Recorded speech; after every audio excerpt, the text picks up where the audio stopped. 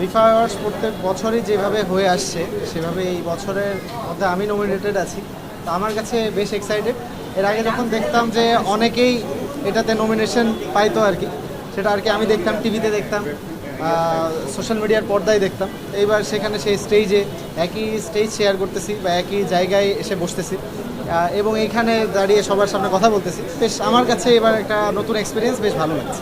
বিফা আসলে এটা পঞ্চম আসর এবং আমি চাইবো যে আগে আমরা দেখতাম কি যে ইন্ডিয়াতে বিভিন্ন আসর হতো, এমন অনেক অ্যাওয়ার্ড শো হয় সেখানে।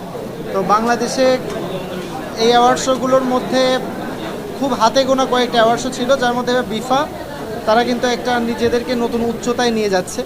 সো এটার কারণে যেটা হচ্ছে যে যারা এই সেগমেন্টটাতে কাজ করে, যেমন আমি আমার কন্টেন্ট ক্রিয়েশন সেগমেন্টে কাজ করছি, বা যারা নাটক বা সিনেমা বা পরিচালক বিভিন্ন সেগমেন্টে যারা কাজ করছে, তারা কাজ করার একটা আগ্রহ কিন্তু বেশি হয়। এই ক্ষেত্রে যখন তারা কাজ করছে তখন তাদের কাছে মনে হচ্ছে যে যদি কোনো কিছু একটা অ্যাওয়ার্ড বা কোনো কিছু তারা জিতে, সেটা যেই পরিমাপটা যাই হোক না কেন, এটা একটা ভ্যালু অন্যরকম। সো এই জায়গাটা থেকে একজন ক্রিয়েটিভ সেগমেন্টের মানুষ হিসেবে আমার কাছে তো বেশ প্রত্যেকটা অনুষ্ঠানই বেশ ভালো লাগছিলো। বাট এইবার আমার কাছে মনে হচ্ছে যে এই অনুষ্ঠানটা বেশ জাঁকজমকভাবে আয়োজিত হচ্ছে ফিফথ, এবং আমি আশা করব এই পঞ্চমবার যেভাবে আয়োজিত হচ্ছে, ষষ্ঠ, সপ্তম, অষ্টম, এবং এটা বছরের পর বছর এইভাবে অনুষ্ঠিত হতেই থাকে।